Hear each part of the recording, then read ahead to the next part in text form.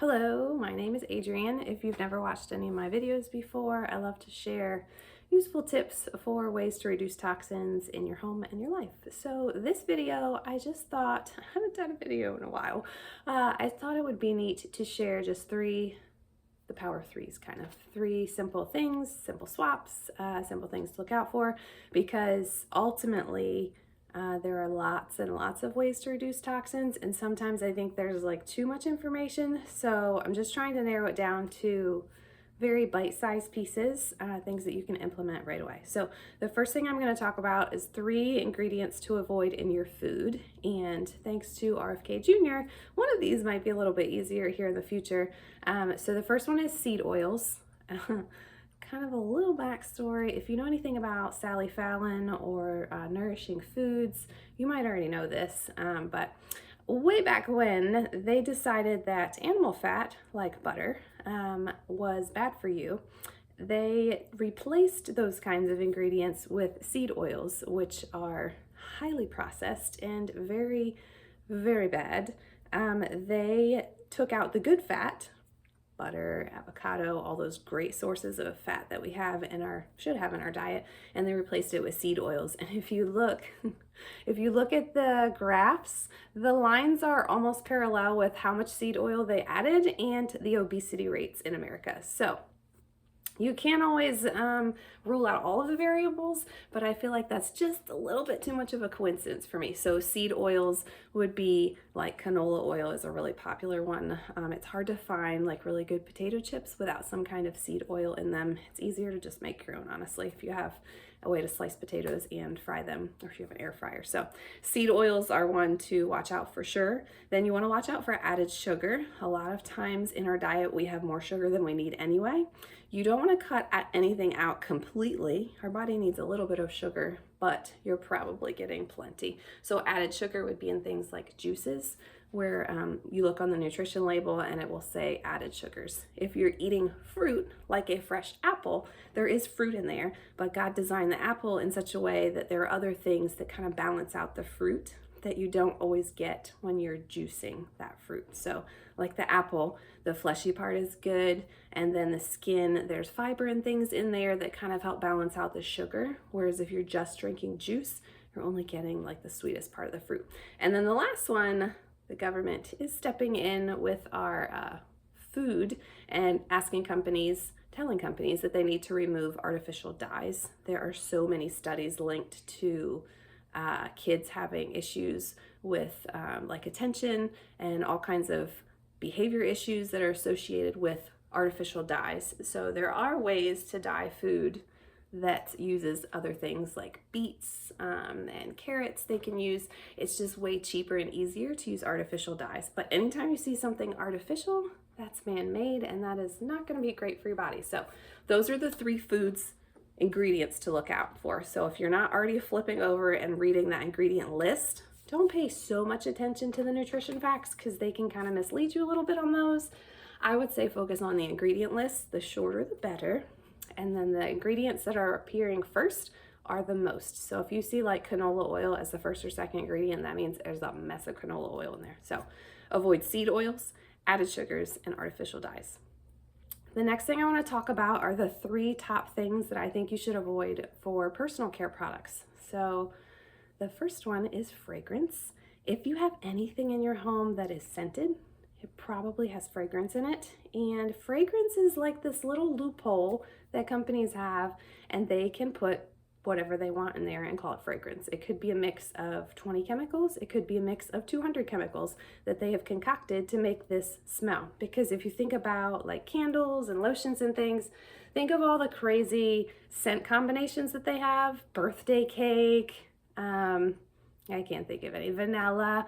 The chances are very low that they're actually using the actual birthday cake to create that. They're using a bunch of chemicals to make that smell. So you want to avoid fragrance anywhere, especially in your personal care products, because you're putting them on your skin, and your skin is your largest organ and it absorbs things. So if you're putting bad things on your skin, it's getting into your body. The next thing to look out for is parabens. another man-made bad thing on the list. And then finally SLS, it stands for sodium lauryl sulfate. Those are found in like foaming things like soaps, and that just helps to make it foamy. A lot of like dish soaps and things. So you want to look for that. Sometimes it's abbreviated SLS, and sometimes they spell it all out, sodium lauryl sulfate. So check out those. If you're not flipping over and reading the ingredients of your personal care products and you're cleaning things in your home, here's your invitation to do so. When we started over a decade ago, I was pretty horrified actually to discover what was in our products that we were using on ourselves and what I was using to clean the house with. So check the label, read the ingredients. If you don't know what an ingredient is, look it up. We have so much information on the internet that's readily accessible. It's amazing. So use that power and figure out if it's something that's worth keeping or if it's something you need to find a replacement for. All right, my next group of 3 are my 3 top products that we use constantly throughout our lives now that we have really focused in on reducing toxins. So the first one is a diffuser. There's lots of ways to use a diffuser. There's lots of different kinds. I prefer simple. Simple's best. This is just a basic diffuser. You put water in here and a couple drops of oil, plug it in, turn it on, and you're set for like 4 to 6 hours. You can also wear diffuser jewelry, so lava beads, anything that would absorb something, lava beads, cork, leather, and you're going to apply the oil in there. Just a little caveat, make sure that your oil is actually pure. You need to research the company because any company can say it's pure as long as 5% is pure oil. That means the other 95% could be whatever they want and they can still market it as pure, which is another story for another time. The second thing that we use all the time, this is called NingXia Red. This is an antioxidant juice that is amazing for your body. It just helps fill in all those gaps that you may have in your diet, because even if you're eating healthy, fruits and vegetables aren't what they used to be because of depletion of soil quality and not the greatest farm practices. Maybe you can't afford to buy organic. Sometimes I even wonder if organic is 100% organic anyway. So this kind of just fills in the holes. It's loaded with vitamins and minerals. You can have these little packets, which are super convenient for travel, or it comes in like a big wine bottle size. There's also a reset kit that you get a bunch of these and you like chug this, like I think it's 6 ounces for the first 3 days and then 4 ounces. It's for 2 weeks and you do like a reset, which is awesome. We've done that before. This is NingXia Red antioxidant juice. And then the last one, we had to upgrade and get the huge one. There's a smaller one. I think it's like 14 ounces. This is Thieves Cleaner Concentrate. So we got this back in June, the beginning of June, and it's the middle of November. And I think it's like maybe to here. So it's not gonna last us a year. We like to make our spray really strong. This is concentrate. So I picked up this bottle at Walmart because I have kids and I can't do the fancy pretty glass bottles because they break them. Don't ask me how I know. This one is just a plastic one. I got this at Walmart and I think it's something like chemical resistant or it's some kind of fancy name. I think it was like $3, but it's huge. So this lasts us for a really long time. And I think I put like 3 capfuls in here. You could probably get away with 1 capful. I just love the smell of Thieves. And then I use this to clean everything in my house. My floors, my counters, my toilets, my mirrors, anything, any surface. I use this Thieves cleaner. So I love simplifying. I was able to get rid of all of my yucky cleaners. You know, you have a tabletop cleaner, you have a window cleaner, you have a floor cleaner, you have a this cleaner, that cleaner, a bathroom cleaner. All that goes away and I just use this one. So it's super nice. This cleaning product is mostly essential oils and other good things. I'm not gonna read all of the ingredients to you, but most cleaners have a lot of nasty things in them.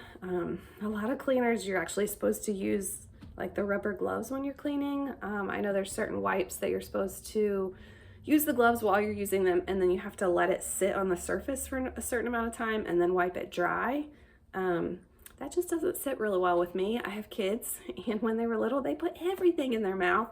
So it was a little disheartening when I started looking at all the ingredients of what I was using to clean our home. So we use Thieves now, which is a blend of essential oils. And it's actually a fun backstory that I will share in another video because this is already way longer than I want it to be. I was looking for short snippets and here I am blabbing on. All right, last 3 things I'm gonna share are 3 free things that you can do right now for your health. And part of the reason that I made this video was so I could show you, because the one I tried to type out words and I just can't put it into words. I'm just going to show you.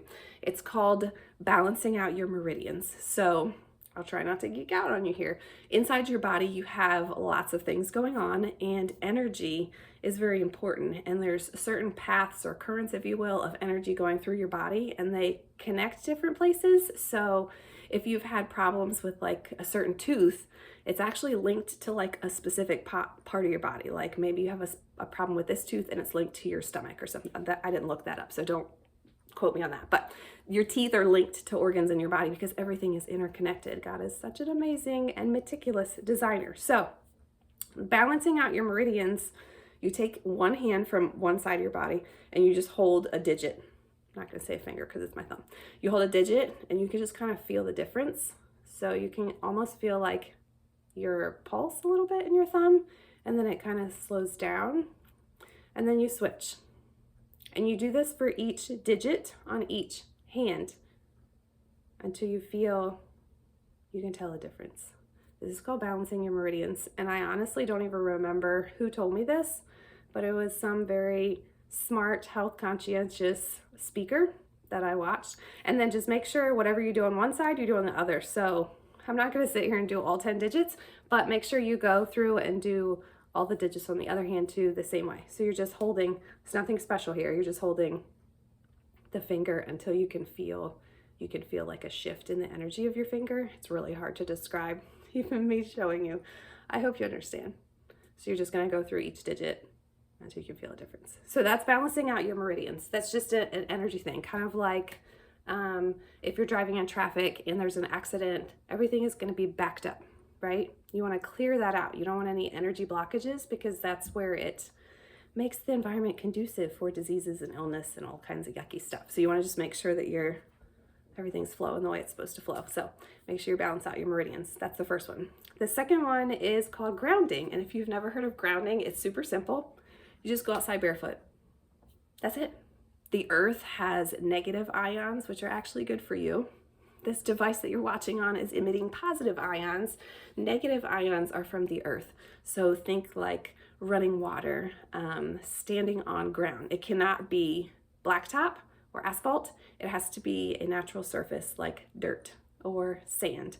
So make sure you're getting outside barefoot, and it's actually really good for lots of things in your body. It helps balance your circadian rhythm. So if you have problems sleeping, it helps to recharge your negative ions, which have lots of great things that they do in your body as well. It can help with like attention. There's like a whole list. Just look up grounding and it will astound you. So as much as you can, go outside barefoot and get connected to the earth. We used to have shoes that didn't prevent this from happening, but now we have rubber soles in our shoes, and it blocks, rubber's not a conductor, so it blocks the energy, it blocks those ions from coming through. They do have fancy grounding things now. I did see they have grounding sheets and grounding shoes and a grounding mat. I just prefer like all natural, so we just go outside barefoot whenever we can. And the last thing is deep breaths. We don't tend to breathe correctly. I'm not really sure what happened there, but at some point in our development, we thought that we knew how to breathe better than what we were designed to breathe, I guess. I don't know. The best way to like reprogram your muscle memory is to lay on the floor and put your hands on your stomach.